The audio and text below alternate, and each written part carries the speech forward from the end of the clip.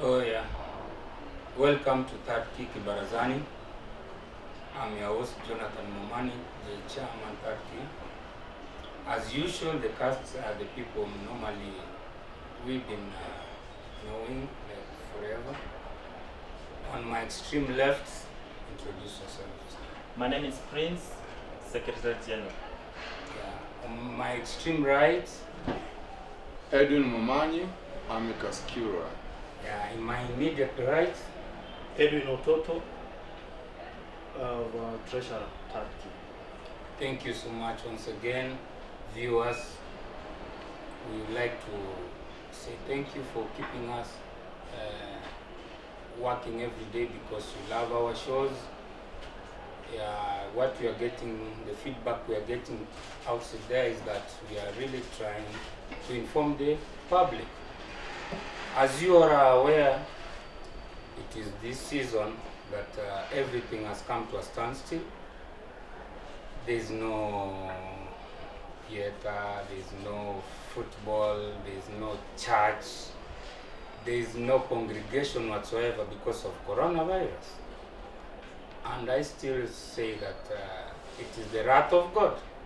He's come back to show us the way. Our topic today, we are talking about God speaks. That is the topic for today. Mungu ameongea. God speaks. How has he spoken? My panelists today will delve into that to a deeper way that you've never ever seen before. Because Third Key, we don't fear, we don't digress, we just go to the point, we say as it is, and this is a show I think many people will love one day to watch.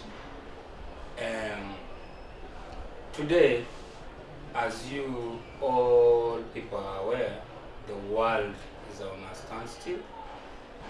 I mean, America is surpassing everybody like in marathon and everything. They are taking over because as I gather, coronavirus in the States is becoming a real epidemic and pandemic per se. You know, the president used to tell us that this was a gimmick from the East, but my panelists today will tell you categorically that this is not a gimmick. This is a very bad situation that our old president called Potters will just play along and say like it's not, it's like business as usual. But I'm thanking God that God has instilled some discipline in him, and now is coming back to tell us that this is a real pandemic. Mr. Prince, my Secretary General Third Key. Yes, my chairman. You know, all this time you've been categorical, without fear or favor, talking as it is, in black and white. Where do we stand right now? The numbers are staggering. Actually, we are beyond staggering, because if we look at the data in the last 2 hours, the numbers are cases worldwide, which are the infected people, is at 1,030,570. So the deaths are at 54,226. Recovered cases 220,031. This is beyond calling it an epidemic. This is a disaster, and the world should actually prepare itself to declare a state of emergency worldwide, because if we cannot stop the spread of this disease, then the human race is facing extinction. You see, we always talk about animals facing extinction, the animals that we human beings have been hunting. Some of them have gone extinct, but now is the threat has come back to the hunter, the human being. And the cases that we are facing, The hunted is hunting. Yeah. The hunter. nature is coming back and is striking back hard. It has always been reminding us of what we have been doing.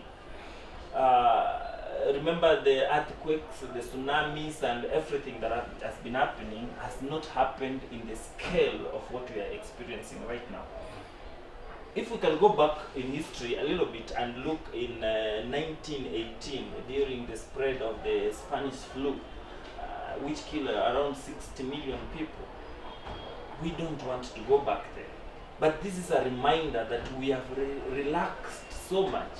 You know, today I said in my status that disaster strikes when you least expect. Yeah, I watched your Yes. saw your status today. Yes. Before we delve so much into that, Daktari, your insights as a medical practitioner, you can come on board and tell us really what are you seeing? Where are the gaps? Much has been dealt with, much has been said, but whatever I can add is, as the government of Kenya, under the Ministry of Health, we are really trying to sensitize the public on what is supposed to be done. Yesterday I listened to the CS Health, Kagwe, talking on how serious the situation is. I even insisted on the matatu sector, the transportation. If you're getting into a matatu and you're traveling, at least have a mask. He even insisted that those guys traveling from inter-county, really you should stop this traveling and stay where you are. So the situation is really worsening, and I think we as the government is really trying to stop this spread of the virus. Oh, yeah. I again say that the disease is here with us now.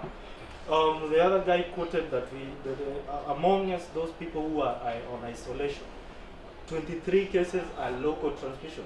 They've never traveled to outside the country, but they have acquired the 23 cases, acquired the disease in Kenya. So, meaning that whatever they are insisting that the social distance is not really being observed with so many. I mean, as you can see, even in our show, we've really tried to observe the 1 meter rule. I mean, this is not a game. We, as THQ, are supporting the government per se. We are telling the people outside there that we have to follow the instructions that we're given. Edwin, so your take as we start this show. My take about the coronavirus pandemic as per se. The coronavirus, as we look at it, it is not choosing what kind of caliber of a person you are. It is not choosing what social class you are put into. You can see the British Prime Minister, Mr. Boris Johnson, is Health Minister, the Director of Medical Services, and Prince Charles, the biggest monarchy that is running around, have been subjected to realize that they have corona. They have all the money, they have all the wealth, they have all the power. What do they lack? They lack moral aptitude to pray to God the same way a common man will pray. So, what I'm trying to say is this. God is speaking to us. You hear the voice of God when you are ready to hear it. Power, money, social structure will not help you in this pandemic. It is not killing so many people the way the Spanish flu did, or how cancer does, but it's bringing us to realize, hey, I have a family, I have a distant son, I have somebody that I don't talk to. We have to make peace with God. All those people who are above us in social classes have to make peace with God, because God is not only speaking to us, but us as Turkey, we are here to tell you this. We believe this can be beaten only not through research, not through science, not through mathematics and statistics. When you kneel down and apologize and make peace with God, that's the only way you're going to beat this pandemic. Thank you so much. I mean, you've made it easier for me to integrate to the topic today. We have God speaks. I mean, today the politicians in Kenya, you'll stay pretty. You take your wine while you're watching this, because today we don't have any problem with it. We got problems with the churches. We got problems with the big names, the bishops, you know, the chiefs of what, the pastors, the, you know, the people who call them that, the prophets per se. And when I look at this epidemic or this pandemic, my brothers, this is God speaking to us. No wonder we have the topic God speaks, because apparently all the churches have closed down, all the bars have closed down. I mean, they're in tandem, they are walking the same path. Why they closed down? Me, like a person who mostly frequents so much to the pubs, I can say in the bars, maybe we've lacked morals. When you get drunk, you know, you misbehave, you carry somebody's woman and you go with her because maybe you're drunk and intoxicated. But it comes a time when God says, two wrongs don't make a right. Like, people park fancy cars in the churches. People go there with fancy dresses. Like, you could feel like it is a dress rehearsal or something. God is so much perturbed by the churches, the bars, together. No wonder our government has closed down churches and bars, because they are congregational places where people meet. They didn't have any ill feeling. But us as Turkey, we feel that it's time we talk to the churches. Yes. I mean, when you look about the church in Kenya, it has become the best place to invest and get a quick reward, because I feel, as the chairman of Turkey, churches are reaping our congregations. They are making money. And I mean, my secretary, do you have anything to say about that? Maybe I will be brought to book tomorrow. I mean, we go to the internet, we try to find exactly what is happening. Can you tell us? Before I delve into the church, I have some message actually I want to pass across. Like, we are not even supposed to compare ourselves, the current generation, with the generation that was in 1918 when we had the Spanish flu. We have advanced in technology, in medicine, in science actually. So we are not even supposed to be comparing ourselves with the primitive generation that lived in 1918. But then they managed to outsmart the Spanish flu, but after a long struggle. But the basics that were applied in 1918 are the same basics that are being applied in this generation. So the coronavirus, the COVID-19, has affected around 204 countries and territories around the world, and 2 international conveyances. That's the Diamond Princess cruise ship, harbored in Yokohama, Japan, and the Horan America's MS Sundam cruise ship. They are not allowed to leave that ship. Now let's come to talk about the church.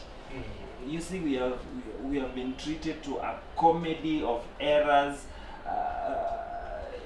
power struggles in the church, and politics that has now moved from now the main political arena to the church itself, because now this is where we play everything. I want us to remember a time when Jesus went to Jerusalem and entered the temple. What did he find them doing? They were selling and buying and doing everything evil inside the church of God. That's what is happening today. Exactly. That's the charismatic churches that are selling.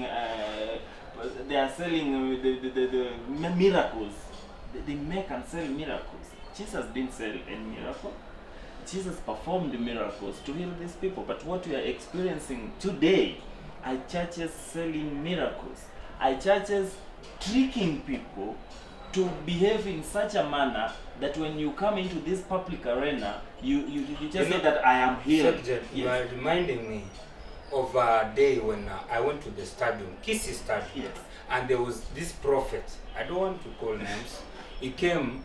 I talked to my friends who are, who are disabled. I told them, go to the stadium, you will be healed. Up to today, those guys are still the same. And I was like, what did you go do there?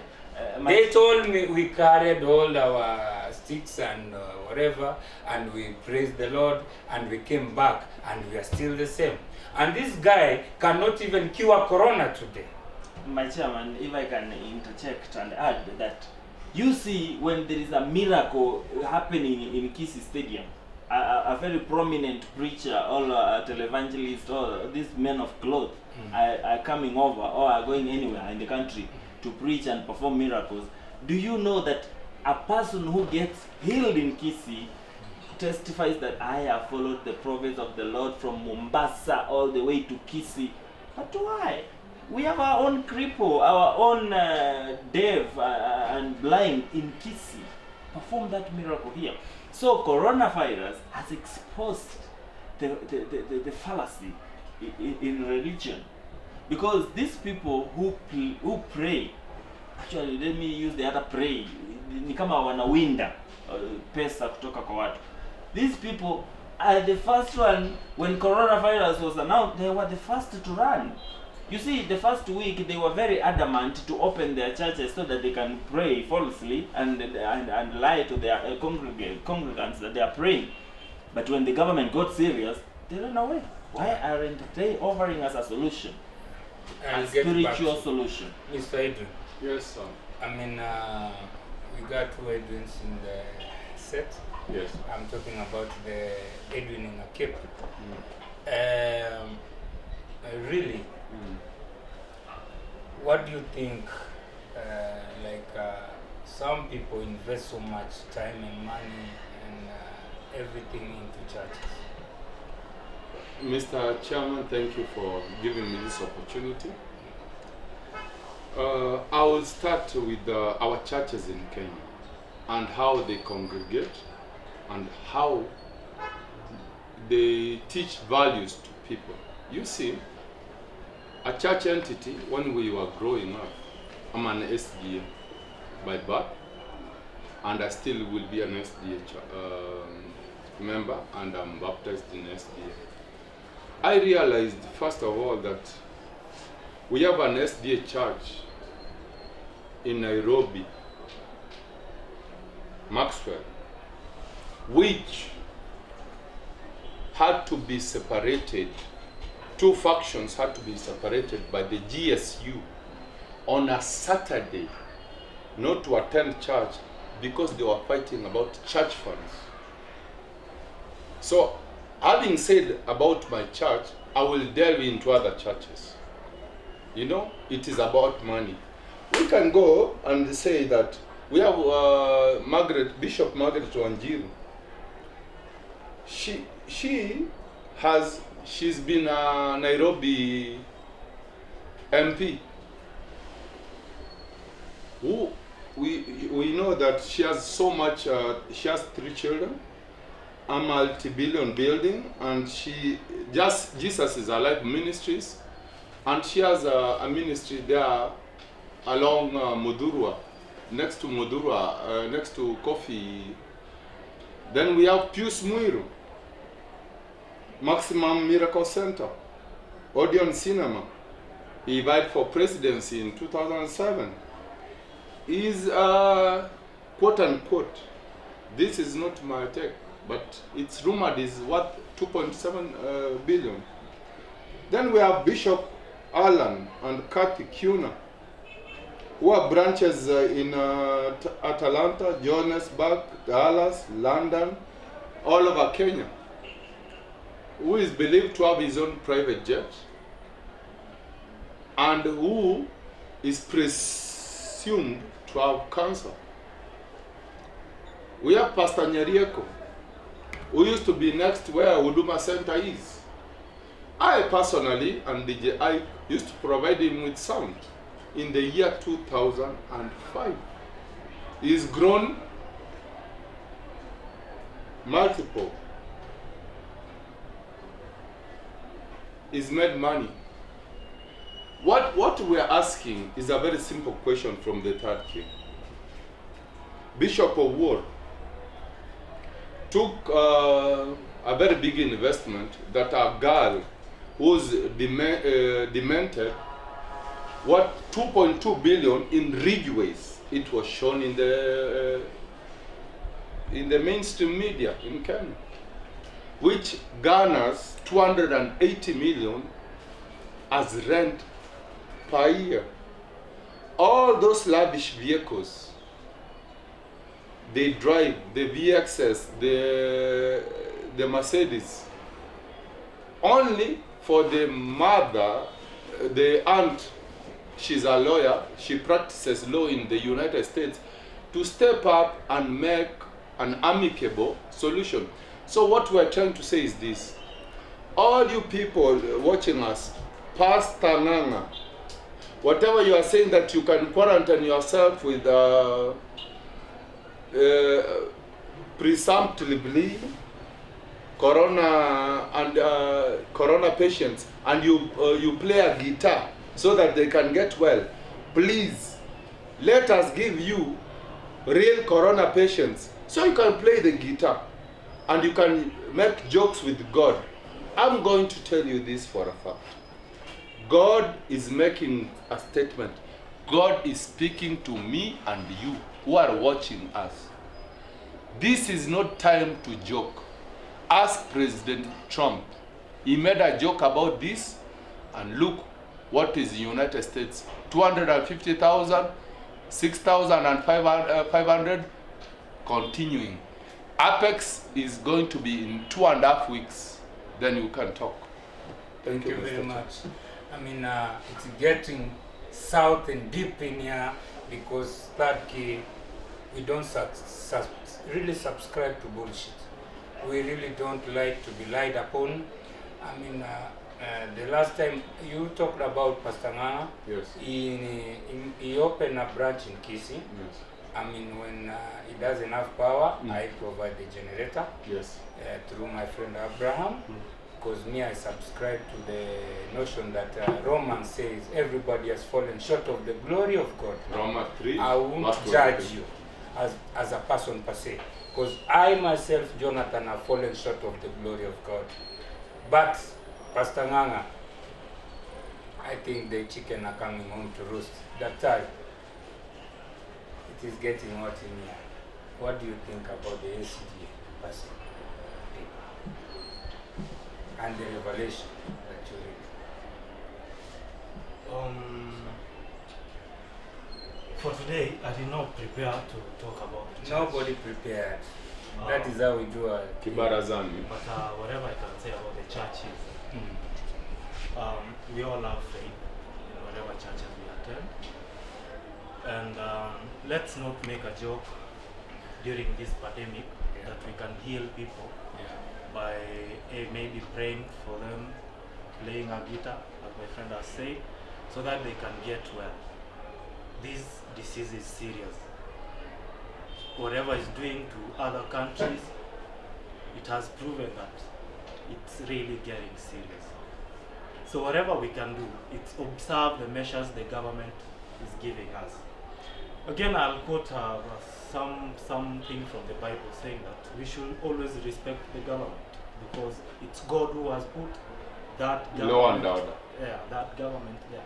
So whatever the government is directing us to do, let's observe to the latter and do whatever we can to prevent the spread of this coronavirus. Actually, that is third key stick. And I would love to echo your sentiments and say, number one, thank you, our president, our able president. And I repeat, our able president, because the way you've handled this situation, I still believe you're the best person to handle this situation. People outside there, quarantine yourselves, wash your hands, don't overpopulate wherever you are given a chance by the government. Don't misuse that chance. Just try to keep a meter apart. Let's try to quarantine. Let's keep our kids especially busy at this time of the epidemic. My section. Yeah. There are some, I will come back to you. There's some analysis that you are giving me. Yes.